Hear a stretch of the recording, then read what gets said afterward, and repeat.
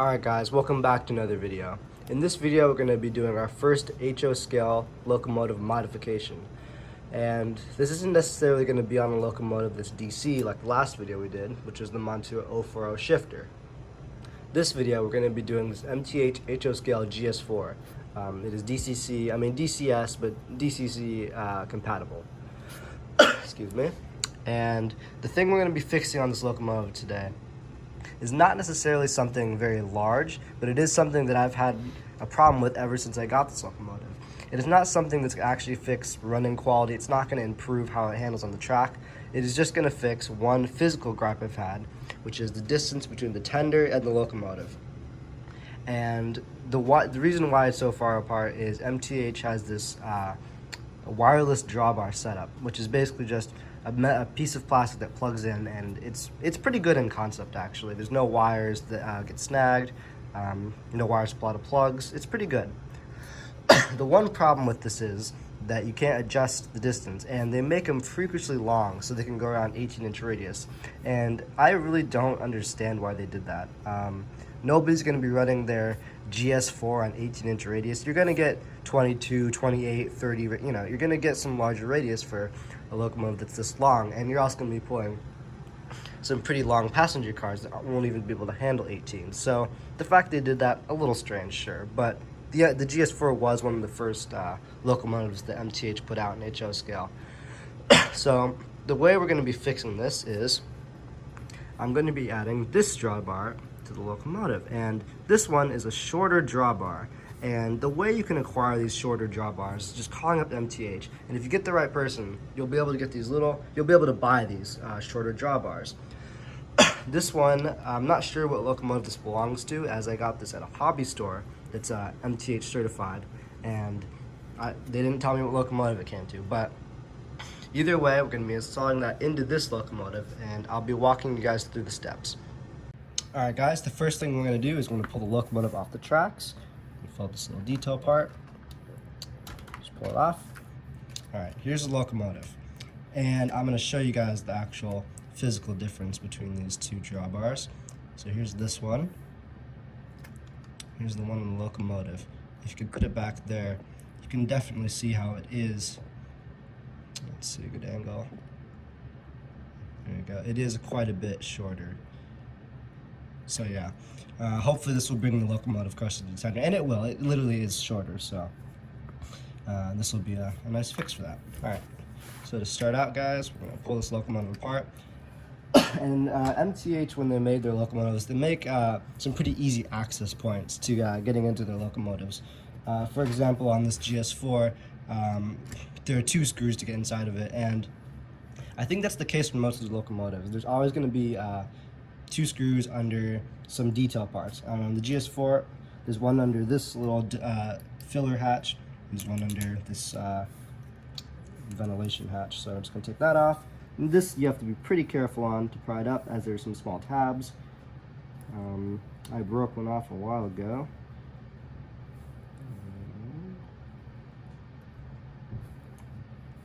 Some difficulties here. There we go. Here it comes. All right. And now we have access to a screw here and a screw in there. So we've got a screwdriver. It's pretty easy. Just get this off. Get this off. All right. And then you can just gently lift up on the shell, and the shell comes off. And you're going to want to disconnect this. My preferred method is just a small flathead screwdriver and a fingernail. Like this, just get your fingernail here, and just do that with both fingernails. Then you have the shell, and just set that aside, as we won't be needing that. Alright guys, so I'm just going to walk you through this locomotive a little bit. Up front we have the smoke unit, followed by the boiler board, and this board is what the motor and the drawbar connect into, along with all the wires that come from the boiler board, which come to the smoke unit. Just drives the whole operation. So what we're going to be looking for here is this purple wire and this blue wire, and you can see those two right here on top. They connect into this board right here. So the next shot of this modification will be over at the soldering station, where I'll be desoldering these wires, and we're going to try and fit this new drawbar on. One thing I forgot to mention, guys, is you're going to want to detach this drawbar. So you just want to flip the locomotive probably onto its side, or if you have a cradle, that also works. You don't have to flip the locomotive all the way over, so in this case you don't necessarily need a loco cradle, I think. So just unscrew this right here. Here it comes, there's the screw. So you're going to keep the screw in a place that you won't lose it. And so now you have the locomotive that has a loose drawbar, and you can still see the wires. Alright guys, so we're over here at the soldering station, and just before, or just while the soldering iron is warming up, I want to remind you guys, when you're working on these more complex locomotives that have boards that are affected if you put in the wires wrong, affected as in you might burn a board out. So always take a picture of where the wires are that you're going to be taking out. So I already took a picture of this, and soldering iron is warmed up, and we're just going to be desoldering the wires. And in our case, it's pretty easy.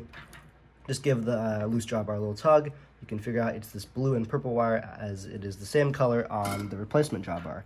So we can get over here, attempt to desolder this.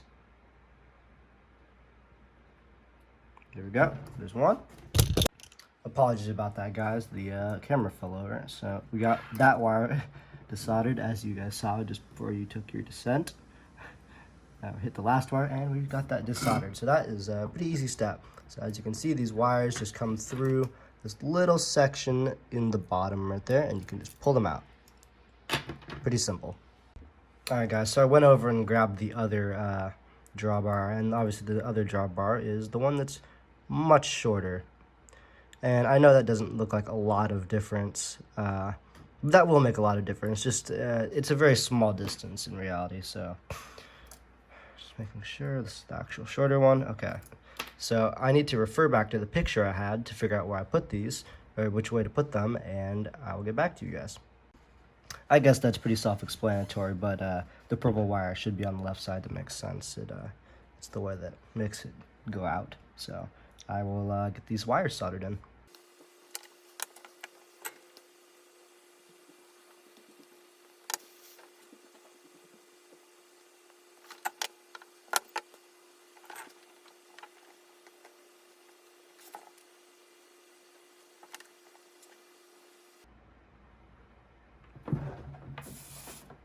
Alright guys, so I got them soldered in. As you can see, I have the blue and the purple. Maybe it would have been a good idea to put the drawbar in first. Yep, I'm gonna have to desolder that. Get back in here, desolder that. Alright guys. So, before you solder, you're gonna wanna feed the wires in through the bottom. Alright guys, I have the wires fed up through the locomotive, like so. I'm not sure how they're supposed to go around this motor, but now I will be soldering the back end to the correct spots.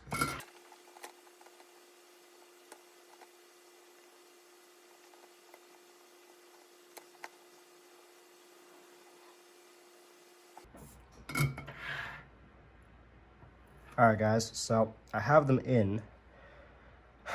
Now it's just a matter of testing it, and this sometimes can go wrong. Just the locomotive just doesn't like the signal, and you'll have to resolder it.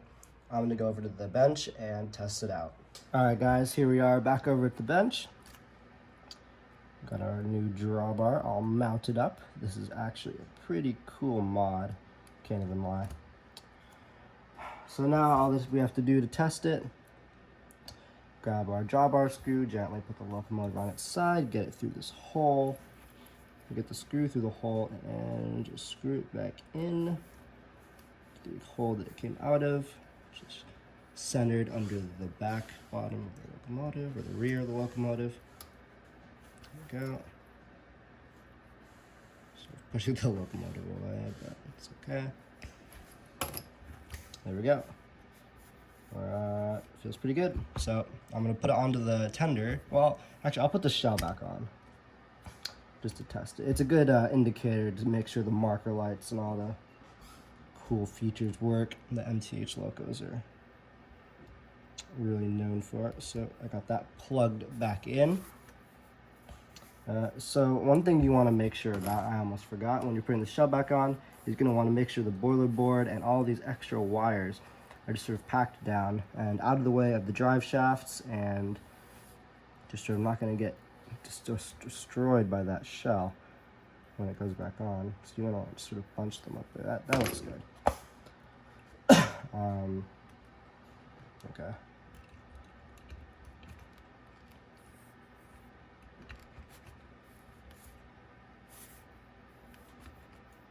There we go. All right. I guess I'll put these back in. So basically what you're going to do is just reverse your steps, and you're going to throw your screws that hold the shell back in, obviously one up in the front and one inside the cab. Alright guys, I'll get on the track. And look at that, guys. Look at that distance in there. The deck plate actually touches. Guys, if this actually works, this locomotive is... This fix is just going to make this locomotive so much better. So, I guess we'll cut to testing the loco out. Alright guys, I'm actually pretty nervous about this one. Don't know if it's going to work, but power on. Got our number in. Go forward. F3. Oh, here we go, guys. Here we go. The Mars light. Got the number boards, the marker lights, cab light. Alright guys, moment of truth. Let's roll out. Put the 7, 10 speed steps. Oh, here we go, guys.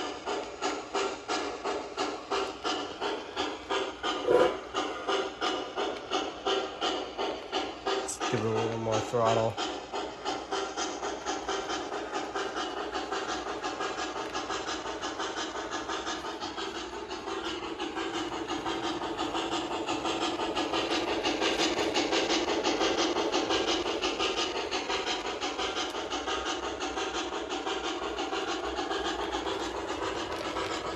Got a little bit of a derail. That's pretty normal for this loco.